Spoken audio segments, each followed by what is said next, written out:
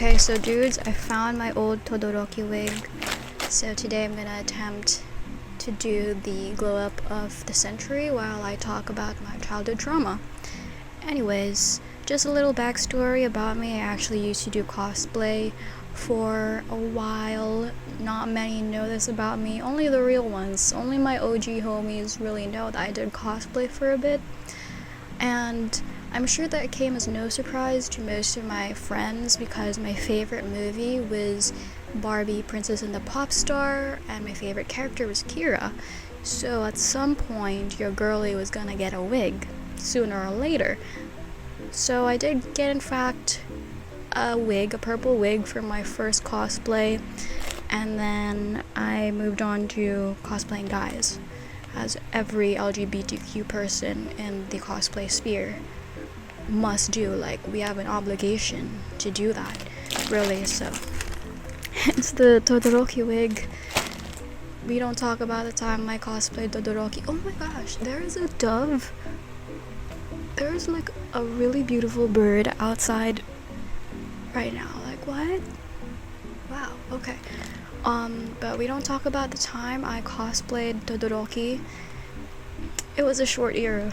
It was a short-lived but fruitful era, so I'm gonna try to attempt male cosplay makeup. I'm gonna follow this tutorial by a Japanese cosplayer, and we'll see how far my JLPT N5 takes me, shall we? Okay, now we put on the wig cap. Dude, this is nasty as hell. I didn't wash it, so like, I don't know, there might be ticks or lice on this. Oh, it smells like wig actually, but I don't want to put it on, man. It's been a while since I had to put on a wig.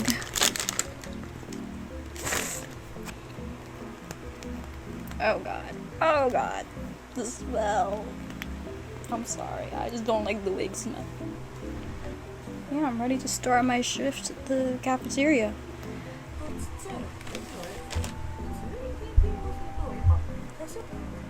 So she mixes 2 tone-up creams and hers looks really white. That's what I'm gonna do. I'm gonna mix these 2. I hope I can finish this in an hour because I want to eat Jollibee.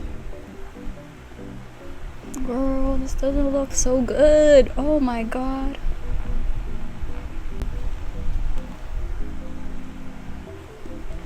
Okay. This foundation by Make. This is not my shade, so I barely use this foundation. So if any of you want this foundation, hit me up. You can have it, girl. Oh brother! Oh brother! Oh brother! There's been a mishap. Anyways, if you're Asian, you probably know of Kumon. Raise your hands up if you know about Kumon. I feel like every Asian child who was gifted at some point and was good at math knows about Kumon. If you don't, you're very lucky. But if you do, can I get an amen from my soldiers, from my war veterans out there? But it's basically like a cram school where after school you would go to this center where you would do more school work, basically. So it was like after school tutoring. And they had reading and math, so either you could enroll your kid in English classes or math classes.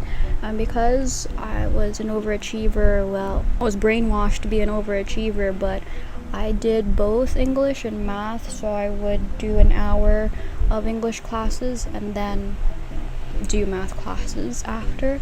I look crazy. Oh my god, who the hell is this?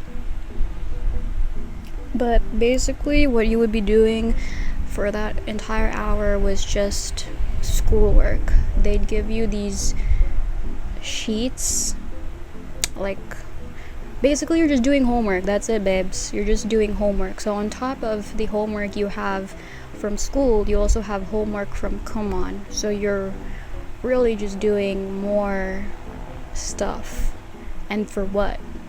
Like, really, why were you doing all that? I admit it did help a lot with math because it was pretty advanced for my age. But I hated it so much. I hated going to that place so much as a kid that at one point I was crying in the car because I didn't want to go inside the center, and my mom had to drag me in, and my teachers were asking me, why do you not want to go in? And I told them I hate math, and they were like, why do you hate math? I was like, because I'm so tired of doing division all the time. Like, I would just be doing 10 pages of division and dividing like 900 by 1000 every freaking time, and you won't let me go home unless I correctly solve all of them. And I can't even use the freaking calculator, and I can't even count with my fingers. Like, it's a prison. I don't want to go in there. Obviously I didn't say that, but I was just crying and I said I hate math. And to kind of console me, or as like compensation, my teacher was like, okay, if you don't want to do math, then what do you want to do? And I was like, I just want to do addition. I just want to do easy stuff. And she's like, okay, I'll let you do addition for just one day. So that was my consolation prize. I still had to go to Kumon, but they just made me do addition instead, and I was like, okay, fine, that's a win. That's a win in my book. And I remember there are these levels. It's crazy, but there's like levels as you go up the ladder. So A is the lowest, and I don't know what the highest is. I think it's Z, but it's like the most advanced or most complex. And every time you move a level or go up level, they would give you a certificate. And they would even have these awarding ceremonies at a fancy hotel for kids who like performed well, and you get to eat at this buffet or something. I only went there once, but I remember it being like a core memory for me, because I remember standing on stage and just having these bright lights flash on me and having no clue what was happening. But also I remembered I made a friend because I was sitting beside a girl and she brought her PSP with her, and she was playing this Winx Club game, and yeah, I was just so happy. I was so happy that I got to make friends with a girl who had a PSP, was playing Winx. My first cosplay was actually Rika from Chinibyo Demo. So if you happen to be at UP that one time, I was cosplaying her and you took a picture with me, delete it from the face of the internet, please, I beg you. Please, or everyone is gonna come for me. But that was my first ever cosplay at a public space or public event. And then afterwards I did a bit more, and then I stopped because I got bored and it was getting expensive. Cosplay is hella expensive, man. I think the most expensive cosplay I did was my Saber one, because the dress was handmade.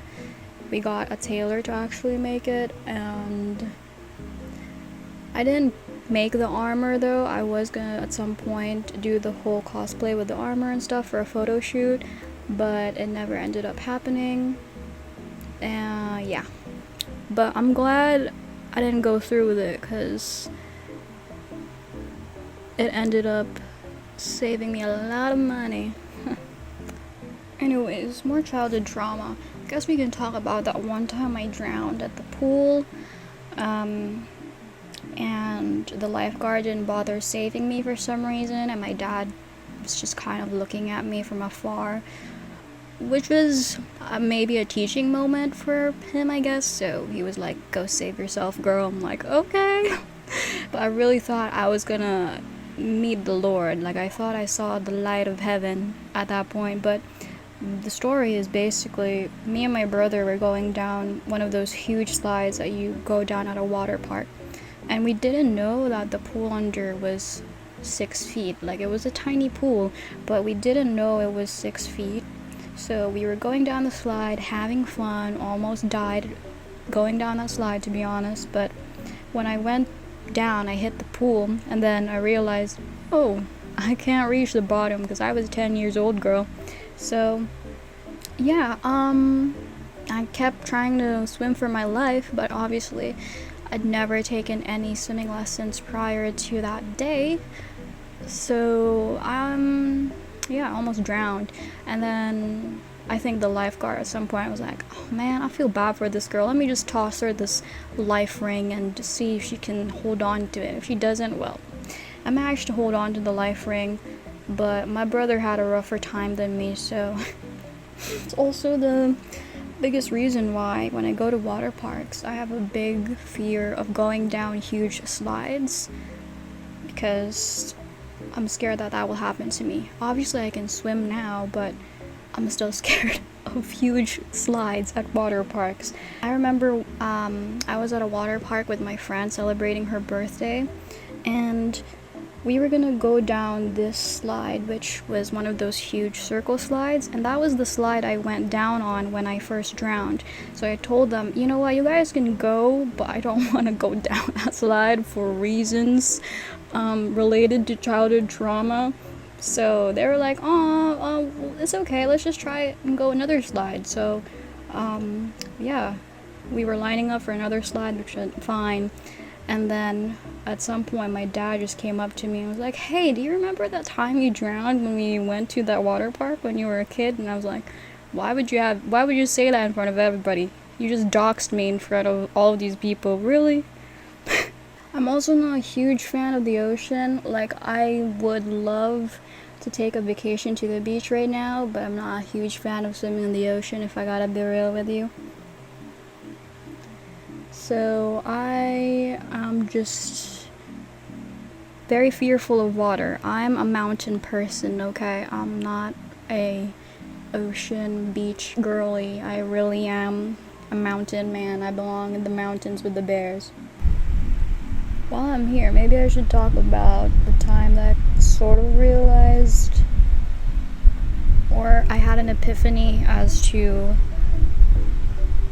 how obvious my queerness was during my childhood days, which, looking back on it now, makes me go think like, yeah, I was obviously queer, babes.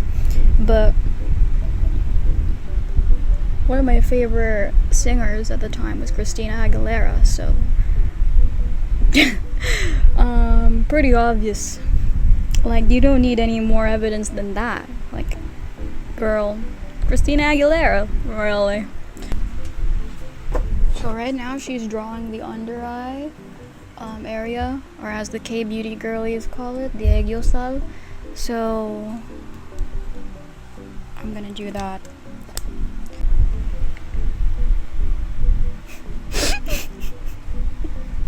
Oh, girl, what are you doing, girl? Oh my god, girl, you fucked it up. I fucked it up. She's doing eyeliner, so I'm gonna do that. It looks horrifying up close, guys, so, like, look at this. It's horrifying in real life. Okay, and then lips. I'm almost done. Oh my god, I'm so happy.